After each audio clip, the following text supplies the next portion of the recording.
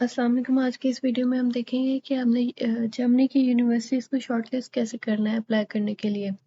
तो German embassy में कैसे अप्लाई करना है उसकी वीडियो में पहले बना चुकी हूँ, आप प्लेलिस्ट में चेक कर सकते हैं। और अभी जो वीडियो है वो हम देखेंगे कि यूनिवर्सिटीज़ में अप्लाई करना है, तो उसके लिए सबसे पहले आप शॉर्टलिस्ट कैसे करते हो यूनिवर्सिटीज़, और फिर उसमें अप्लाई करने का तरीका क्या होता है, कौन कौन से मेथड से हो सकता है, और क्या-क्या चीज़ें आपने क्या-क्या डॉक्यूमेंट्स आपने अपने तैयार रखने होते हैं। ठीक हो गया? तो सबसे पहले आपने गूगल पे जाना है, आपने देखना है कि पब्लिक यूनिवर्सिटीज़ ऑफ जर्मनी। आप प्राइवेट यूनिवर्सिटीज़ पे भी जा सकते हो, लेकिन अगर पब्लिक यूनिवर्सिटीज़ आपको विदाउट ट्यूशन फ़ी पढ़ा रहे हैं तो आप क्यों प्राइवेट पे जाओगे? वो प्राइवेट पे सिर्फ उसी केस में जाना अगर आपकी सीजीपीए इतनी लो है कि आपको पब्लिक में एडमिशन नहीं मिल रहा है। अदरवाइज 2.5 से 2.67 से लेके उससे ऊपर जितने भी हों उनको मैंने देखा है एडमिशन मिले हैं। डिफरेंट यूनिवर्सिटीज में मिले हैं, लेकिन मिले हैं। कोर्सेज मुझे नहीं पता उनके कौन कौन से थे, लेकिन इतनी सीजीपीए पे भी उनको एडमिशन मिले हैं। तो क्यों ना आप पब्लिक यूनिवर्सिटीज पे ही पहले ट्राई करो, और इन केस नहीं मिलता आपको एडमिशन तो फिर आप प्राइवेट यूनिवर्सिटी की तरफ जाओ, जो कि बहुत महंगा पड़ जाएगा। तो यहाँ पर ये पहले तो ये वाली लिस्ट आ गई, ठीक है।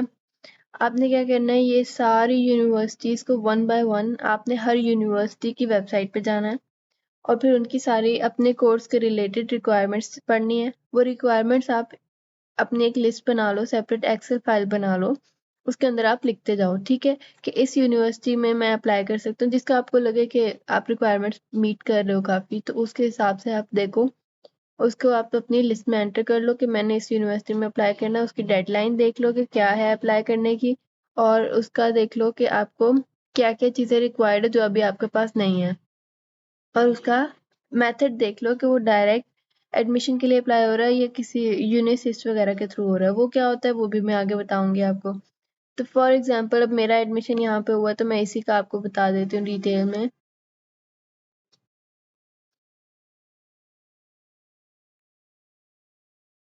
ये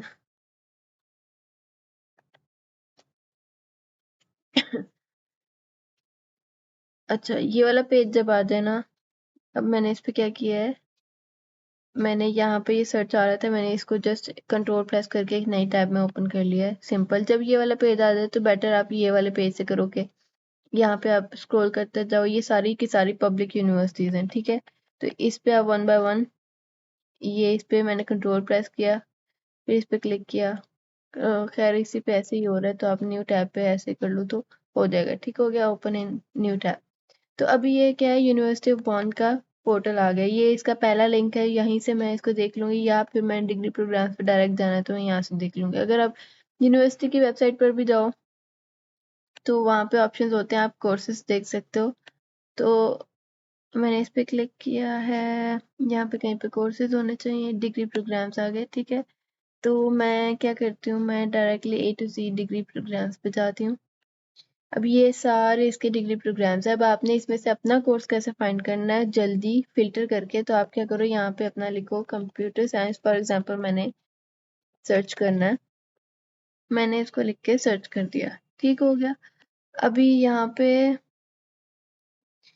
इसको मैं मजीद फिल्टर कर लूँ, बैचलर नहीं, मुझे करना है मास्टर। मास्टर ऑफ साइंस का ऑप्शन होगा, ये रहा, मास्टर ऑफ साइंस को मैंने टिक किया तो वो फिल्टर हो गया। और इसमें से मैंने यहाँ पे क्यूरी क्या लगाई, कंप्यूटर साइंस, तो यहाँ पे उनके पास डायरेक्ट जो कंप्यूटर साइंस का था कोर्स उनके पास अवेलेबल है, वो उसका आ गया लिंक, ठीक है। अब मैंने उस पर राइट क्लिक करके ओपन लिंक कर लिया है सेपरेट टैब में, तो ओपन जब किया है तो यहाँ पे आ गया इसकी सारी डिटेल्स, ठीक है। तो यहाँ पे इसकी आप डिटेल्स पढ़ोगे, आई होप यहीं पे सारा कुछ हो। तो ये डिग्री क्या है, मास्टर ऑफ साइंस की डिग्री है। 10 प्रोग्राम सिंगल सब्जेक्ट ऑप्शन है, मतलब कि ये कंप्यूटर साइंस है से ही स्पेसिफिक है, कोई दो डिफरेंट फील्ड्स को मर्ज करके नहीं बना है। तो इसकी जो लैंग्वेज ऑफ इंस्ट्रक्शन है वो इंग्लिश है, आपने ये लाजमी देख लेना है, क्योंकि जर्मन के अंदर most of the time courses जो होते हैं बैचलर, तो मोस्टली मेजॉरिटी जर्मन में ही पढ़ाते हैं। तो आपने लैंग्वेज ऑफ इंस्ट्रक्शन लाजमी पढ़ लेनी है कि आपके कोर्स की वो क्या ऑफर कर रहे हैं। कुछ में होता है कि प्योर इंग्लिश होता है, कुछ में होता है प्योर जर्मन होता है, और ये भी होता है कुछ में इंग्लिश और जर्मन मिक्स्ड होते हैं। तो यहाँ पे पार्शियल इंग्लिश पार्शियल जर्मन लिखा होगा। तो as a Pakistani student mostly यही प्रेफर करते हैं कि मुझे इंग्लिश कोर्स ही मिल जाए, तो आपने इंग्लिश के एनलिस्ट कर लेने हैं, ठीक है। तो यहाँ पे स्टैंडर्ड पीरियड ऑफ स्टडी आपने देख रहे हैं ना, 4 सेमेस्टर। अगर यूके की तरफ जाओ तो वहाँ पे एक साल का मतलब 2 सेमेस्टर का जो होता है मास्टर होता है। तो यहाँ पर आपको पाकिस्तान की तरह ही मास्टर है, 2 साल का ही मास्टर होता है। देन यहाँ पे इसके स्टार्टिंग प्रोग्राम, अब हर यूनिवर्सिटी हर कोर्स को समर और विंटर दोनों सेमेस्टर में ऑफर नहीं करती है, लेकिन ये यूनिवर्सिटी क्या है, ये समर में भी ऑफर कर रही है और विंटर में भी ऑफर कर रही है कंप्यूटर साइंस का कोर्स। मे बी बाकी कोर्सेज आप देखो तो वो कोई समर में आपको ऑफर कर रहे हो, कोई विंटर में। मेजोरिटी कोर्सेज जो होते हैं विंटर में ऑफर किए जाते हैं, क्योंकि तब ज़्यादा स्टूडेंट पास आउट हो रहे होते हैं और उन्होंने अगली डिग्री स्टार्ट करनी होती है, तो ज़्यादा कोर्सेज तब ऑफर हो रहे होते हैं। लेकिन ऐसा नहीं है कि समर में नहीं मिलते, समर में भी अक्सर मिल जाते हैं, आप ढूंढो तो मिल जाएंगे। तो ये समर में भी आपको दे रहा है offer. Then okay, admission requirements आपको क्या है इसके लिए, ठीक है। तो आपके पास examination regulation German version are legally binding. ये क्या है, ये हम पढ़ लेते हैं बाद में। आपके पास यूनिवर्सिटी डिग्री होनी चाहिए रेलिवेंट टू दिस डिसिप्लिन, मतलब कि आप जो कोर्स करने जा रहे हो उसी से रेलिवेंट आपके पास बैचलर डिग्री होनी चाहिए। Bachelor of software engineering, bachelor of computer science और बैचलर ऑफ आईटी। अब ये तीनों के तीनों ज़रूरी नहीं है कि इसी प्रोग्राम में ये भी इसमें अप्लाई कर सकते हो। क्यों? क्योंकि ये क्या करते हैं, इनको चाहिए होता है, हो सकता है आपके जो बैचलर में कोर्सेज पढ़ाए गए हैं वो उसके क्रेडिट आवर्स इसके रिक्वायर्ड क्रेडिट आवर्स का मैच ना कर रहे हो। क्योंकि जैसे होता है अक्सर सॉफ्टवेयर इंजीनियरिंग के जो हैं वो कंप्यूटर साइंस के मास्टर प्रोग्राम्स में नहीं अप्लाई कर सकते होते। क्यों? क्योंकि उन्होंने अपने जो बैचलर के अंदर कोर्सेज पढ़े हैं वो इनके क्रेडिट आवर्स को फुलफिल नहीं कर रहा है, जो इनकी रिक्वायर्ड है कि अ, उनकी है कि ये पहले से पढ़ के आए हो इतने क्रेडिट आवर्स। तो यहाँ पे पाकिस्तान में क्या होता है, क्रेडिट आवर्स होते हैं, लेकिन जर्मनी में ईसीटीएस क्रेडिट आवर्स की जगह ईसीटीएस होते हैं, ठीक है। ईसीटीएस आपने काउंट कैसे करने हैं मैं आपको बता दूं। तो आपने क्या करना है, जैसे अब मेरा कोई कोर्स जो था, फॉर एग्जांपल मेरा डेटा स्ट्रक्चर्स का कोर्स था, वो मेरा 4 क्रेडिट आवर्स का था। तो आपने इसको चेक करना है, अब मेरा डेटा स्ट्रक्चर का कोर्स ईसीटीएस में कितने ईसीटीएस का बन रहा है। तो आपने क्या करना है, 4 मल्टीप्लाइड बाय 2 कर देना है। तो ये मेरे 8 ईसीटीएस का कोर्स बन गया। तो मैंने जो एक कोर्स पढ़ा है डेटा स्ट्रक्चर का वो 8 ईसीटीएस का है। और यहाँ पर ये क्या मांग रहे हैं, उस पर हम फिर जाते हैं। पहले ये कह रहे हैं कि रेलिवेंट डिसिप्लिन होना चाहिए, ठीक है, रेलिवेंट हो गया। फिर आपका आ गया लैंग्वेज प्रोफिशिएंसी। अब अगर तो सिर्फ इंग्लिश रिक्वायर्ड है, आपकी लैंग्वेज ऑफ इंस्ट्रक्शन इंग्लिश है, तो सिर्फ आपसे आइल्स मांगेंगे। आइल्स या टोएफल आप जो भी है आप कर सकते हो, आपको उसके अकॉर्डिंग देना होता है, टेस्ट देना होता है। तो मेजोरिटी लोग आइल्स ही देते हैं। तो आइल्स के अंदर क्या होता है, बैंड्स होते हैं। और जो जर्मनी एम्बेसी है उसके लिए मिनिमम रिक्वायरमेंट क्या है, 6 बैंड्स आपको चाहिए होते हैं, ठीक है। अब आइल्स के अंदर क्या होता है, एक स्पीकिंग का टेस्ट होता है, एक राइटिंग का टेस्ट होता है, एक रीडिंग का टेस्ट होता है और एक लिसनिंग का टेस्ट होता है, ठीक है। तो अब आपको हर सेक्शन का डिफरेंट बैंड्स मिलते हैं। फॉर एग्जांपल आपको स्पीकिंग में 7 मिल गए, राइटिंग में 5.5 मिल गए, रीडिंग में 6 मिल गए, लिसनिंग में भी 6 मिल गए। फॉर एग्जांपल ये आया आपका रिजल्ट, ठीक है। और ओवरऑल करके आपका टोटल बैंड 6 बना। तो 6 आपका ये चल जाएगा जर्मन एम्बेसी के लिए। बेहतर होगा आप इससे भी ज़्यादा करें, आपके पास ऑप्शन ज़्यादा मिल जाते हैं यूनिवर्सिटीज़ में अप्लाई करने के लिए, लेकिन 6 में आपका हो जाता है, अक्सर यूनिवर्सिटीज़ में हो जाता है एडमिशन भी और एम्बेसी में भी। एम्बेसी जो है ना, इससे मे बी एडमिशन आपको कोई 5.5 वाले बैंड पे भी देते हैं, लेकिन एम्बेसी की रिक्वायरमेंट क्या है, आपका 6 बैंड होंगे तो आप आगे जा सकते हो, ठीक है। तो आपने ये भी ख्याल रखना है। और अक्सर कुछ यूनिवर्सिटीज़ की रिक्वायरमेंट होती है कि आपका हर एवरी सिंगल इसका जो सेक्शन है उसके अंदर मिनिमम 6 हर एक में आए हों। तो वो भी आपने अपनी यूनिवर्सिटी के अकॉर्डिंग आपने देख लेना है। क्या है कि ये 6 बैंड को B2 लेवल भी कहते हैं। अब ये जो ECTS सॉरी आइल्स के बैंड्स हैं, इनको मतलब कौन से बैंड को क्या और कहते हैं, क्या नाम कहते हैं, ये आपको अक्सर मतलब गूगल से मिल जाएगी सारी इन्फॉर्मेशन कि आइल्स के बैंड की इन्फॉर्मेशन क्या है। आप देख लो आइल्स बैंड्स explained या जो भी है। It makes individual language skills along with 6 marks scale ranging from A1 to C2 advanced. Okay, I score range from 0 to 9 as teacher can map scores against. तो यहाँ पे कहीं ना कहीं आपको वो भी मिल जाएगा, इसका चार्ट भी मिल जाएगा कि कौन सा बैंड कौन से के इक्वल, ये आई थिंक है। वो आप गूगल करके देख लेना कि आपको क्या है। वैसे मैं आपको रेंज बता दी है कि 6 बैंड आपका होना लाजमी है जम के लिए, ठीक है। तो उसको B2 लेवल भी कहते हैं। और उसके बाद आपने क्या है, यहाँ पे आना है, ये चेक करना है स्पेसिफिक मॉड्यूल की आपके ECTS कितने रिक्वायर्ड है। तो इस यूनिवर्सिटी को mathematical principles of computer science, मतलब कंप्यूटर साइंस के कोर्स अगर आपने बैचलर में किया है तो उसके अंदर आपने मैथ के कितने कोर्सेज पढ़े हैं, उन कोर्सेज के आपने ECTS काउंट कर लेने हैं। एटलीस्ट आपने 18 ECTS के कोर्सेज पढ़े होने चाहिए मैथ रिलेटेड। तो आपने अपनी पुरानी डिग्री खोली है, आपने उसके सारे रिजल्ट कार्ड में से जो आपके जो भी बन रहे हैं कोर्सेज जो हैं, आपने उसमें से निकाल लेने हैं अपने मैथ्स के कौन कौन से पढ़े हैं, और फिर वो आपने अलहदा एक लिस्ट बना लेनी है अपने सारे कोर्सेज को के क्रेडिट आवर्स को ECTS में कन्वर्ट करके, ठीक है। उसमें से फिर आप अलहदा कर लो मैथ्स के मेरे इतने ECTS बन रहे हैं, principle of theoretical computer science के इतने बन रहे हैं, प्रोग्रामिंग के इतने बन रहे हैं, और रिसर्च थीसिस वगैरह आपका जो रिसर्च थीसिस कह लो कि आपका जो फाइनल ईयर प्रोजेक्ट है उसके इतनी ECTS बने, तो वो आपने अलग-अलग करके रख लेना है, ठीक है। और फिर आपने चेक करना है क्या वो इस क्राइटेरिया पे मैच कर रहे हैं, क्या मैंने इतने पढ़े हैं कि नहीं पढ़े।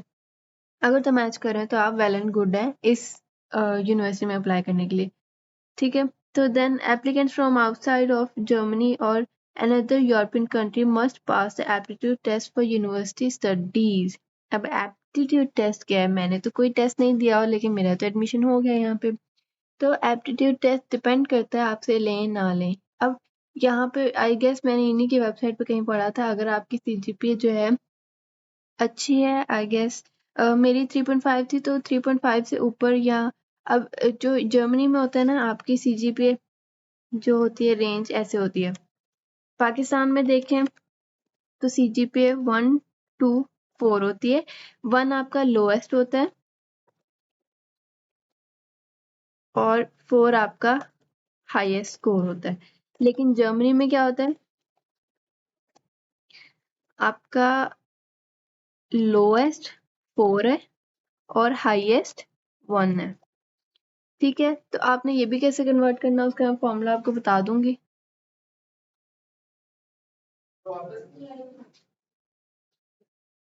तो ये डिपेंड करता है यूनिवर्सिटी टू यूनिवर्सिटी। कुछ यूनिवर्सिटीज जो है आपके इंटरव्यूज लेते हैं, एडमिशन देने से पहले आपने वो इंटरव्यू पास करना होता है, कुछ का टेस्ट होता है। अब एक यूनिवर्सिटी थी उसका, मैंने मुझे याद नहीं कौन सी यूनिवर्सिटी थी, उसका ऑनलाइन टेस्ट था। तो वो टेस्ट ऐसे था कि आई थिंक वो 10 मिनट का टेस्ट था कि आधे घंटे का टेस्ट था। उसमें कोई 60-70 MCQs थे, और वो उनका अलहदा एक उन्होंने इंस्टॉल करवाया था, मुझे अपना एक ऐप इंस्टॉल करवाया था, उसके ऊपर प्रॉपर टेस्ट था, स्क्रीनिंग हो रही थी मेरा। मैं उसको अगर बंद करती कोई और टैब खोलती, क्रोम वगैरह खोलती, तो वो भी वहाँ वो टेस्ट ही बंद हो जाता मेरा।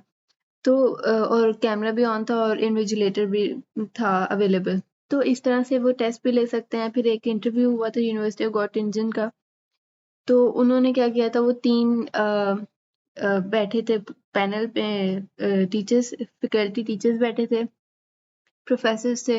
उन्होंने मुझसे इंटरव्यू लिया था मेरा प्रॉपर, और मुझसे मेरी पहले तो वो मोटिवेशन का पूछते हैं ना, आपने इसी यूनिवर्सिटी में क्यों करना है। देन वो आपसे आपके कोर्स रिलेटेड क्वेश्चंस भी कर लेते हैं, फिर यही जर्मनी ही क्यों, इस डिफरेंट होते हैं इंटरव्यूज। आप वो उसका अलग वीडियो बन जाएगी कि वो इंटरव्यूज कैसे प्रिपेयर करें। तो डिपेंड करता है यूनिवर्सिटी टू यूनिवर्सिटी। तो इस यूनिवर्सिटी में एप्टीट्यूड टेस्ट लेते हैं, आई गेस लेते हैं, लेकिन मुझसे नहीं लिया था क्योंकि मेरा सीजीपीए हाई था। कहीं लिखा हुआ है यहाँ पे, शायद मुझे मिल गया तो मैं शो कर दूँ आपको, कि एक स्पेसिफिक सीजीपीए होती है, वो आपका अगर उससे ऊपर है स्कोर तो आपसे वो टेस्ट नहीं लेंगे। कुछ यूनिवर्सिटीज ये करते हैं कि एक थ्रेशोल्ड रख लेते हैं, इससे अगर नीचे है तो आपसे सिर्फ रिटन टेस्ट होगा, इंटरव्यू नहीं होगा। अगर उससे भी नीचे एक थ्रेशोल्ड दिया होगा, उसमें आपको रिटन टेस्ट भी देना होगा और एक लाइव इंटरव्यू भी देना होगा। तो डिपेंड करता यूनिवर्सिटी टू यूनिवर्सिटी। ठीक है क्या? ओके, देन ये रिक्वायरमेंट्स आपने पढ़ लेनी है हर यूनिवर्सिटी की। देन आपने आना है फीस वगैरह पर। तो इसकी फीस कहाँ मेंशन होगी? डिग्री प्रोग्राम की आई थिंक प्रॉपर वेबसाइट है, वहां पे जाके देख लेते हैं। तो ये वेबसाइट इसकी आई थिंक आ गई है, यहाँ पे इसकी फीस वगैरह भी मेंशन होनी चाहिए, पर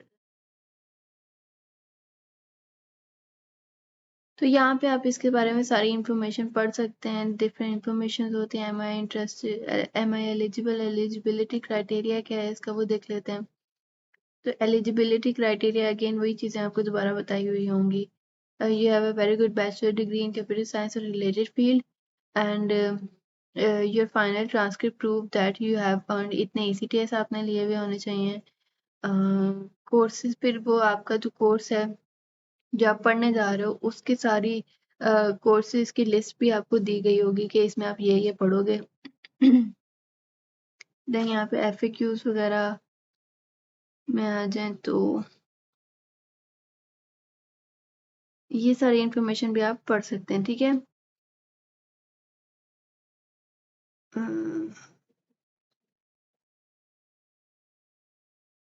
ओके, ये डॉक्यूमेंट्स क्या क्या रिक्वायर्ड हैं आपको आपके अप्लाई करने के लिए, ये भी आपने लाजमी पढ़ लेना है कि आपके पास बैचलर का सर्टिफिकेट आपके पास होनी चाहिए।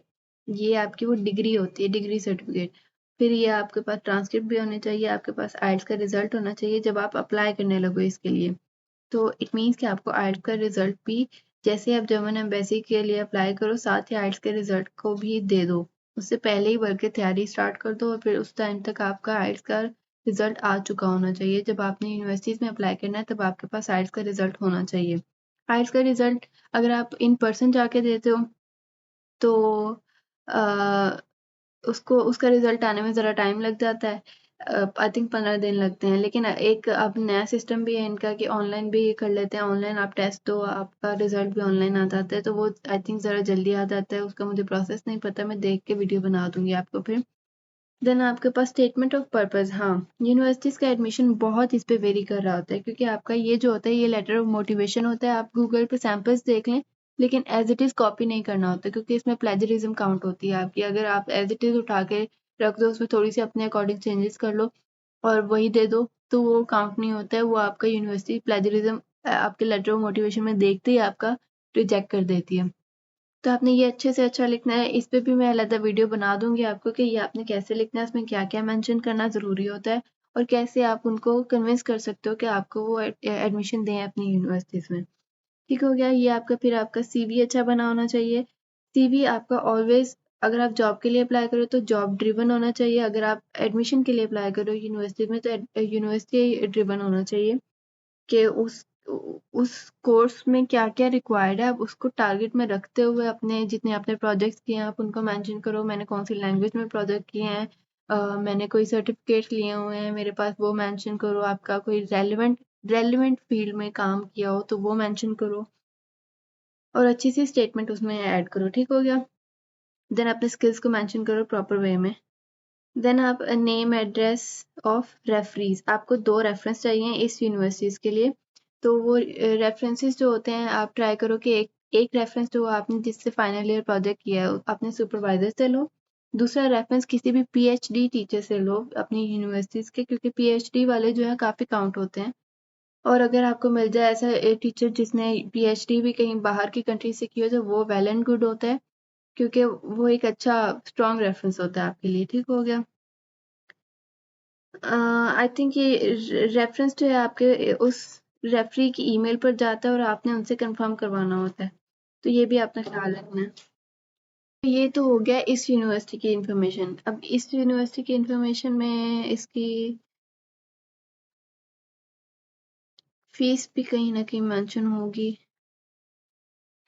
आई थिंक इसकी शायद ना ही मेंशन हो, किसी और यूनिवर्सिटी की देख लेते हैं, कहीं ना कहीं फीस मेंशन होगी। तो मैं इसकी टैब्स को बंद कर रही हूँ, किसी और यूनिवर्सिटी पे आते हैं। तो अच्छा, इससे पहले मैं आपको बता दूं कि अब इस यूनिवर्सिटी का फॉर एग्जांपल हम दोबारा जाएं इस पे, तो कंप्यूटर साइंस,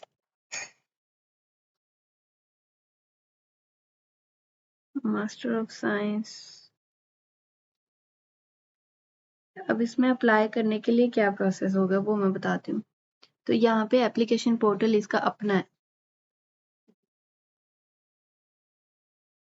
इस पे मैंने क्लिक किया। यहाँ पे what do you want to study application deadline, deadlines आपने लाजमी देख लेनी है। इसकी डेडलाइन क्या है, इसकी तो पास होगी, समर सेमेस्टर की भी पास होगी है। Apply with application guide, enrolment after admission, application guide देख लेते हैं। इसका अपना पोर्टल था जहाँ से मैंने अप्लाई किया था।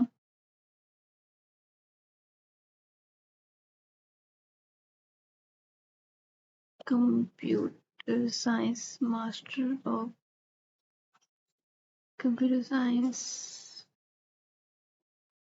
अब ये देखो, ये भी आपने ख्याल रखना है, मास्टर ऑफ एजुकेशन डिफरेंट होता है और मास्टर ऑफ साइंस ये डिफरेंट चीज़ है।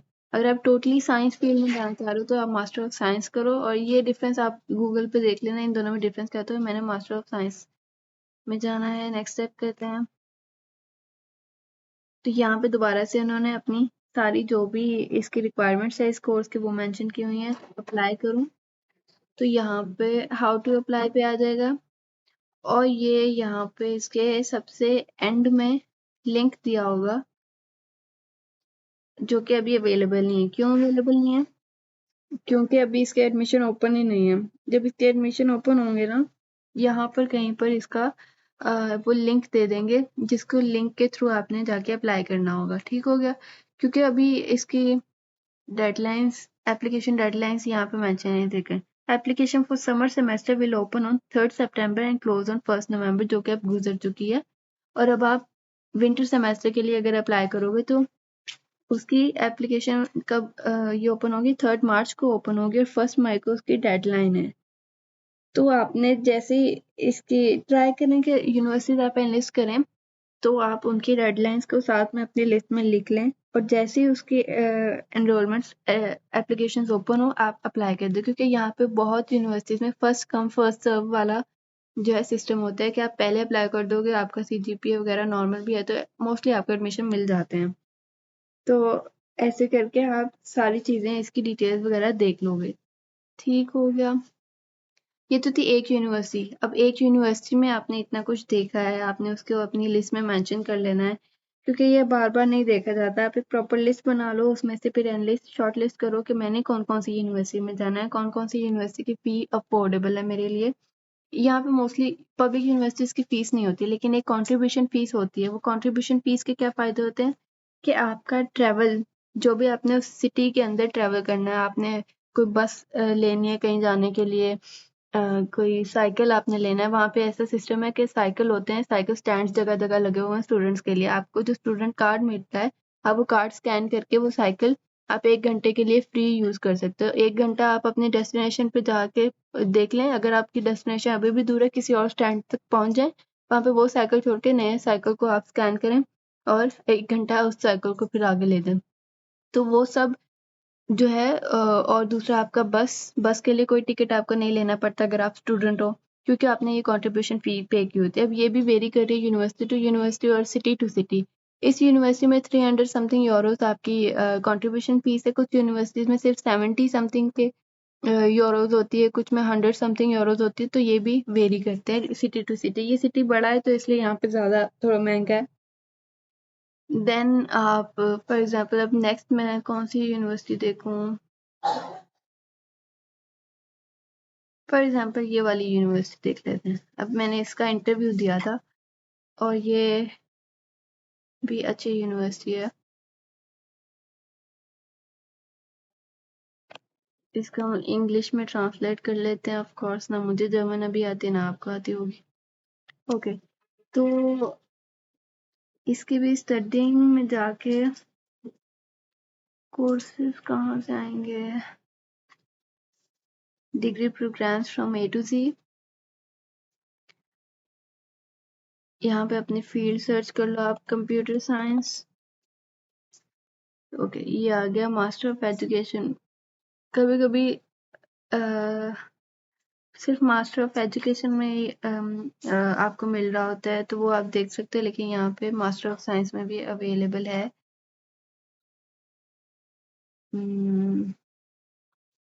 लेकिन प्योर कंप्यूटर साइंस अवेलेबल नहीं है। चलो अप्लाइड कंप्यूटर साइंस ही सही, इसको देख लेते हैं।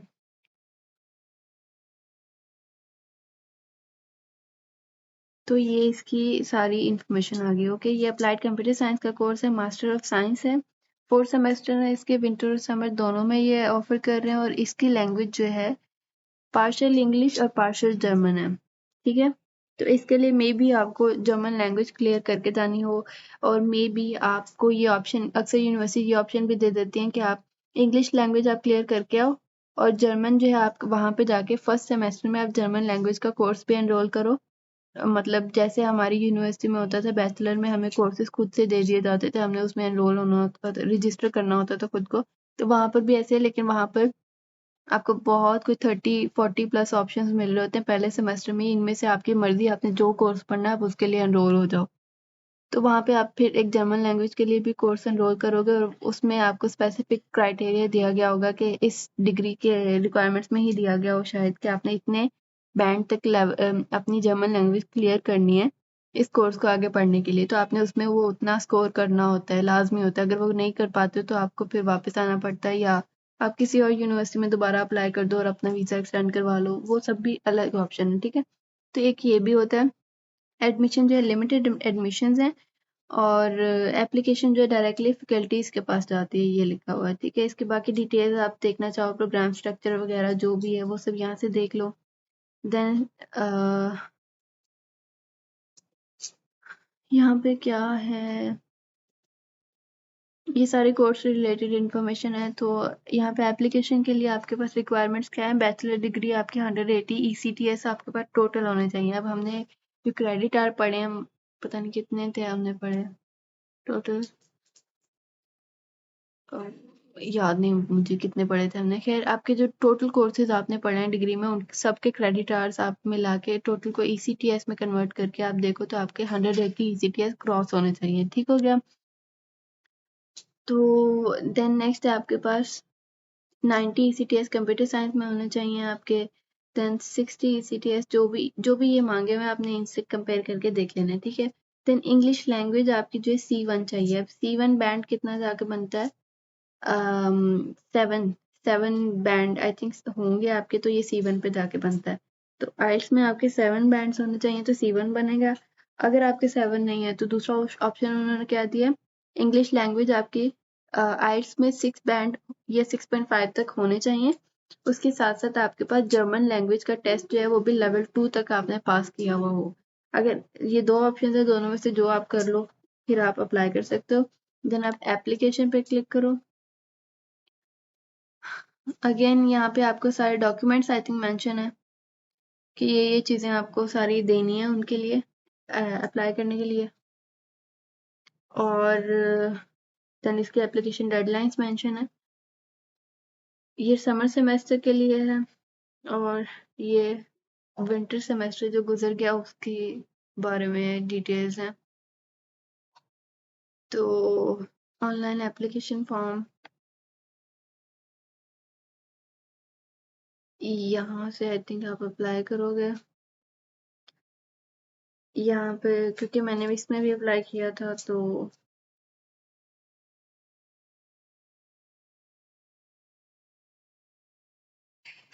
आई थिंक मेरा, क्योंकि वो उसके लिए था, वो उन्होंने ख़त्म कर दिया है। तो आप इसमें लॉगिन करके क्रिएट करके सारा उसका वो फॉर्म में जो जो कुछ मांगा होगा वो आप फिल करोगे और अप्लाई करोगे, ठीक हो गया। तो ऐसे शॉर्टलिस्ट करते हैं। इनकी डेडलाइंस वगैरह आप अपनी उस लिस्ट में लिख लो, जो भी यूनिवर्सिटीज़ आपने देखनी है, जो भी उनकी रिक्वायरमेंट्स पढ़नी है। ये पूरी की पूरी लिस्ट मैं प्रेफर करूंगी, आप पूरी की पूरी लिस्ट को ऐसे अच्छे इसको आप ना एक एक यूनिवर्सिटी की ओपन करके उनकी रिक्वायरमेंट्स पढ़ के उनको अपनी लिस्ट में सेपरेट लिखो और फिर अप्लाई करो। ठीक हो गया। अच्छा, अब यूनिवर्सिटीज में अप्लाई करने के दो तरीके होते हैं। कुछ यूनिवर्सिटीज जो है डायरेक्ट एडमिशन अप्लाई करने के लिए ऑप्शन दे रही होती है, जैसे ये दो यूनिवर्सिटीज हमने देखी। और कुछ यूनिवर्सिटीज जो होती हैं आपको यूनिसिस्ट के थ्रू अप्लाई करने को बोल रही होती हैं, जैसे कहते हैं ये वाली यूनिवर्सिटी। ये भी अच्छी यूनिवर्सिटी है। इसमें हम देख लेते हैं, मैं आपको करके दिखा ही दूं। Mathematics and computer science master degree के लिए हम देख रहे हैं, और मास्टर डिग्री प्रोग्राम ये आगे कंप्यूटर साइंस। और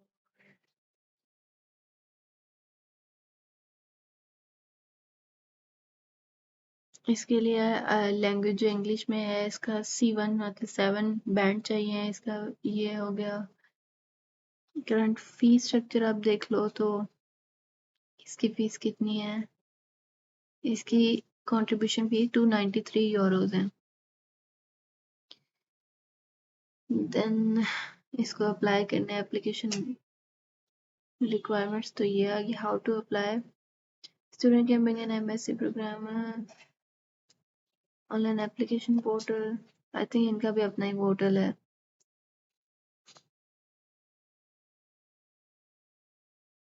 तो ये भी अपना ही पोर्टल है। मैं जो आपको दिखाना चाह रही हूँ वो देखते हैं किसी और यूनिवर्सिटी में मुझे मिले।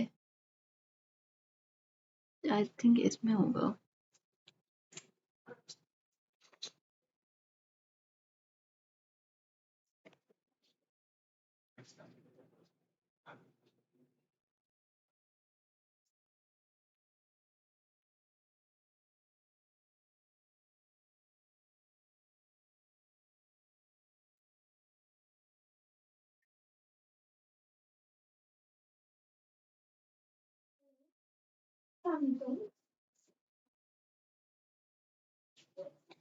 तो अभी इसमें हम सी वाले में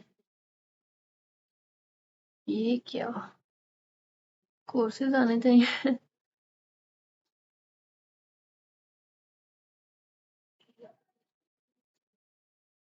अजीब वेबसाइट बनाई हुई है। हम कोर्सेज देखते हैं कहाँ से मिलेंगे हमें। स्टडी स्टूडेंट,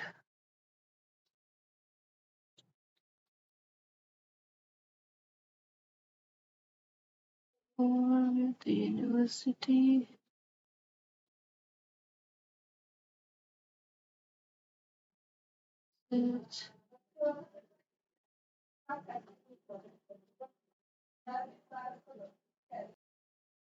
ओके, तो ये आगे कोर्सेज इसके कंप्यूटर साइंस यहाँ होनी चाहिए। केमिस्ट्री, कंप्यूटेशनल इंजीनियरिंग है। चलो कोई भी एक हम देख लेते हैं। मैंने तो आपको अप्लाई करने का तरीका बताना ना। ये डायरेक्ट एडमिशन तो नहीं है, ऑनलाइन एप्लीकेशन। इसका भी मेरा ख्याल है अपने पोर्टल है। यूनिवर्सिटी पैडरबोर्न जो है उसका था। पैडरबोर्न यूनिवर्सिटी, इसका आई थिंक यूनिवर्सिटी के थ्रू है।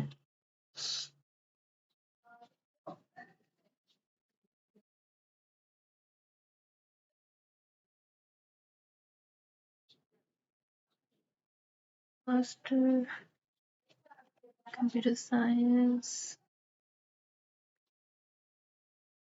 कंप्यूटर साइंस में पूरा इंजीनियरिंग आ गई। इंफॉर्मेटिक्स, इंफॉर्मेटिक्स में मेजॉरिटी कंप्यूटर साइंस जैसे ही कोर्स होता है। चलो इसमें अप्लाई करने के लिए इंफॉर्मेशन फॉर एप्लीकेशन,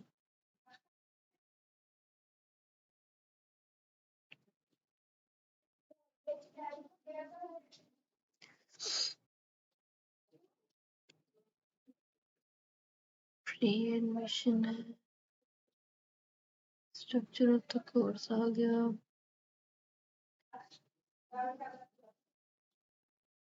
खैर अब मुझे ऐसे नहीं मिल रहा है कौन सी यूनिवर्सिटी कर रही है ऐसे, पर अक्सर यूनिवर्सिटीज जो होती हैं उनके एडमिशन यूनी असिस्ट वहाँ लिखा होता है अप्लाई थ्रू यूनिसिस्ट। अब ये यूनिसिस्ट क्या है? तो यूनिसिस्ट मैं आपको बताती हूँ। यूनिसिस्ट एक प्रॉपर उनका हब है।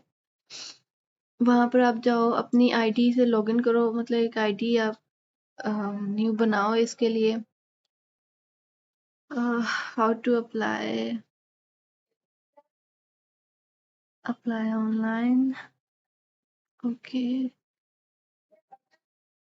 Register in my course. यहाँ पे कोर्सेज होने चाहिए। My assist.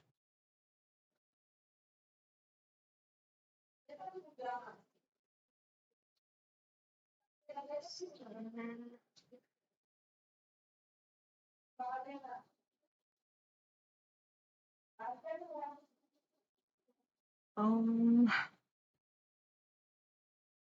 Unisys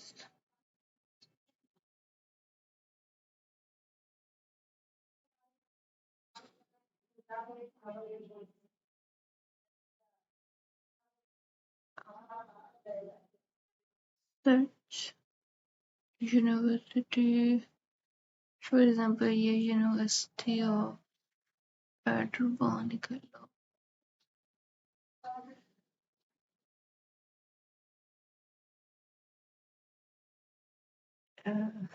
computer science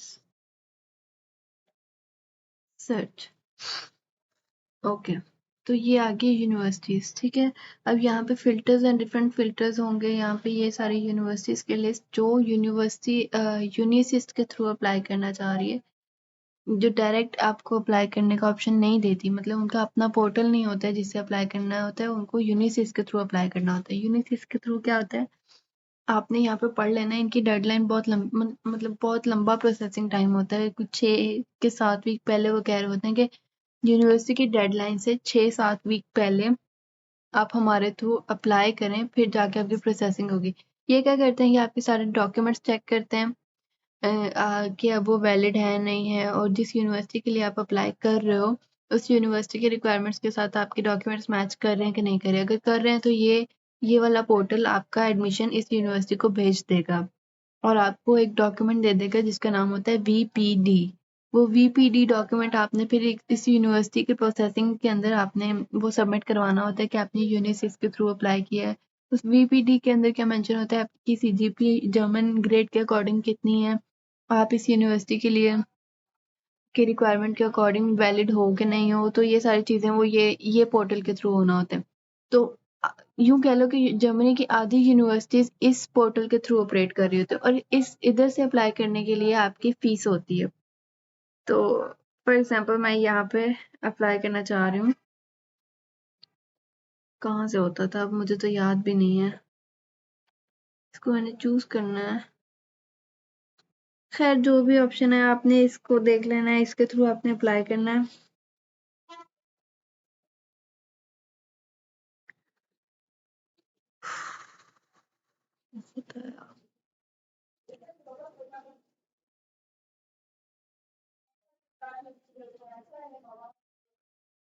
okay, ये इसलिए नहीं हो रहा क्योंकि इसकी एप्लीकेशन ओपन नहीं है अभी।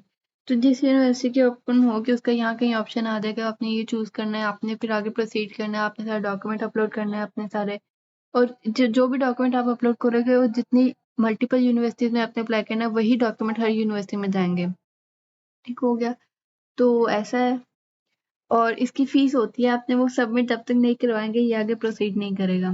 तो जो डायरेक्ट यूनिवर्सिटी के एडमिशन होते हैं, जो जैसे यूनिवर्सिटी ऑफ बॉन का आपको दिखाया उसका अपना अलहदा पोर्टल होता है, सारलैंड का अपना पोर्टल था, उनकी फीस नहीं होती। वो डायरेक्टली आप बस अप्लाई कर देते हो और फिर आपको वो ऑफर लेटर दे देते हैं। उनकी सिर्फ कंट्रीब्यूशन फीस होती है, ये फीस होती है आपने अप्लाई करने की फीस होती है। तो आप तो मैं ये कहूँगी आप जब अपनी यूनिवर्सिटी शॉर्टलिस्ट कर रहे हो ट्राई करो कि वो यूनिवर्सिटी शॉर्टलिस्ट करो जिसमें यूनिसिस के थ्रू एडमिशन ना जा रहा हो, डायरेक्ट एडमिशन हो। कोई बहुत आपका मतलब है कि नहीं मिल रही कोई आपकी फील्ड की, कोई आपके सीजीपी के अकॉर्डिंग रिक्वायरमेंट्स वाली यूनिवर्सिटी, तो फिर आप यूनिसिस के थ्रू देखो। उनमें शायद आपको कोई यूनिवर्सिटी मिल जाए, तो उस केस में आप यूनिवर्सिटीज की तरफ आओ, बेटर ये है। मेरे तरह से ये सारा प्रोसेस हो रहा था। और सबसे पहले आप एम्बेसी में अप्लाई करो, अपना आइल्स क्लियर करो, आइल्स की तैयारी पहले से स्टार्ट कर लो, क्योंकि लेकिन मैंने तो 10 दिन में ही तैयारी की थी और दे दिया था, लेकिन हर किसी का लक नहीं चलता है। आप तैयारी करो। और मैं नहीं कहती कि आप कोई बड़े-बड़े इंस्टीट्यूट्स में फीस दे के आप आइल्स की तैयारी करो। मैं कहूँगी सेल्फ स्टडी पे जाओ। यूट्यूब पे भरा पड़ा है कंटेंट, आप उस पे आइल्स का स्ट्रक्चर देखो, पेपर का पैटर्न देखो। और इवन आइल्स की अपनी वो भी है, डेमो टेस्ट भी पढ़े हैं आप उनको, वो पूरा उनका वेबसाइट बनाई हुई है, वहाँ पे आप अपना टेस्ट दो, वो आपको आपके अटेम्प्ट के अकॉर्डिंग स्कोर भी दिखा देता है कि आपका एस्टिमेटेड स्कोर इतना सा बन रहा है, तो आप उसके अकॉर्डिंग आप बार बार वो टेस्ट अटेम्प्ट कर करके, डिफरेंट डेमोज होते हैं वो अटेम्प्ट कर करके आप तैयारी करो और अपना स्कोर इम्प्रूव करने की ट्राई करो। ठीक है, जब आपको लगे आप कॉन्फिडेंट हो, आप अप्लाई करो आइट्स की डेट के लिए, बुकिंग करो, फीस पे करो। जब मैंने दिया था टेस्ट तब 40,000 की फीस है, अब जाहिर है महंगा हो गया होना है। और 1 साल पहले मैंने दिया था टेस्ट, तो अब तो महंगा हो गया होना है थोड़ा, मेरा ख्याल है। तो आप उसकी फीस वगैरह पे करो, टेस्ट दो, क्योंकि टेस्ट बहुत महंगा है, तो आप अच्छे से तैयारी करके जाना और इंशाल्लाह हो जाएगा। आप अगर आप तैयारी करोगे ना यूट्यूब से अच्छी, आप उसका पैटर्न अंडरस्टैंड करोगे। सबसे इम्पोर्टेंट चीज़ आपकी ना आइल्स टेस्ट में आपकी टाइमिंग है। आप अगर टाइम को टैकल कर लो ना, कि आपने अगर एक सेक्शन को इतना टाइम देना है तो सिर्फ उतना ही टाइम दो, एक सेक्शन पे स्टक नहीं होना। अगर आपका अभी तक नहीं सॉल्व हुआ तो आप अगले पे शिफ्ट कर दो, आप उस पर टाइम वेस्ट नहीं करो। ठीक है, तो इस तरह से आपने चलना है, अपनी टाइम की स्ट्रेटजी को आपने बेटर बनाते जाना है। इंशाल्लाह इंशाल्लाह आपका टेस्ट क्लियर हो जाएगा और इंशाल्लाह आपको यूनिवर्सिटी में भी एडमिशन मिल जाएगा। और ये स्टेप्स से आप फॉलो करो तो इंशाल्लाह आपका सारा अच्छे से क्लियर होता जाएगा। डेडलाइंस को आपने हर हर चीज़ की डेडलाइन अपनी अपनी है यहाँ पे, मतलब यूनिवर्सिटीज़ में अक्सर ये होता है, स्टूडेंट रजिस्ट्री की डेडलाइन अलग होती है और जो आपके साथ जो जो भी एडमिशन प्रोसेस होते हैं यूनिवर्सिटी बॉन्ड का मैं बता रही हूँ। अब है ना, एक है जो मेरे साथ कंसल्ट कर रही होती है, जो मुझे ऑफर लेटर वगैरह दे रही होती है, जिससे मैंने क्यूरीज करनी होती है, वो एक अलग सेक्शन है उसका, वो अलग डिपार्टमेंट जो मेरे साथ टैकल कर रहा है। फिर स्टूडेंट रजिस्ट्री का अलग सेक्शन है। आपने दोनों में डिफरेंट काम होते हैं, दोनों को देख के चलना है कि किसी एक की भी डेडलाइन आपकी गुजर गई ना और आपका काम नहीं हुआ, आपकी सारी मेहनत खराब हो जाएगी। तो आपने एम्बेसी का अलग अपना प्रोसेस है, यूनिवर्सिटीज का अलग अपना प्रोसेस है, आपके आईएलटीएस टेस्ट वगैरह, जर्मन टेस्ट वगैरह उनके अलग आपने देखने चलने हैं कि उनको कितना कितना टाइम लगेगा। आप हर चीज़ को पहले सारे सिनेरियो को समझो, किसने कितना टाइम लेना है, अपनी टाइमलाइन सेट करो उसके अकॉर्डिंग और फिर सारा प्रोसेस आप स्टार्ट करो। अगर आप कहोगे कि मैं प्रोसेस के अंदर ही सीख लूंगा, देख लूंगा कब किसका है, अक्सर ऐसे होता है कि यूनिवर्सिटीज में अप्लाई करने लगे और आपके पास आइट्स का रिजल्ट ही नहीं होता, जो कि यूनिवर्सिटीज के लिए तो चाहिए ही चाहिए, कि बहुत कम, मेरे ख्याल बहुत कम यूनिवर्सिटीज हैं जो आइट्स के बिना आपको एडमिशन देती हैं। और मैंने सिर्फ हार्डली को थोड़े से स्टूडेंट्स देखे हैं जिनका आइट्स के बिना काम चल गया है, चलता है। आप ढूंढो, मे बी आपको मिल जाए, मे बी आपको आइट्स देना ही ना पड़े, कोई ऐसी यूनिवर्सिटी में एडमिशन आप देख लो जो आइट्स रिक्वायर्ड ही ना करती हो। तो वो भी आपकी सर्चिंग पे डिपेंड करता है। बेटर यही है कि आप आइट्स दे लो, आपके पास काफ़ी ज़्यादा आपकी लिस्ट बन जाती है, आपको यूनिवर्सिटी ज़्यादा मिल जाती है जिसमें आप अप्लाई कर सकते हो। तो ये है, बाकी अगली वीडियो तक के लिए अल्लाह हाफ़िज़, अभी इतना ही था।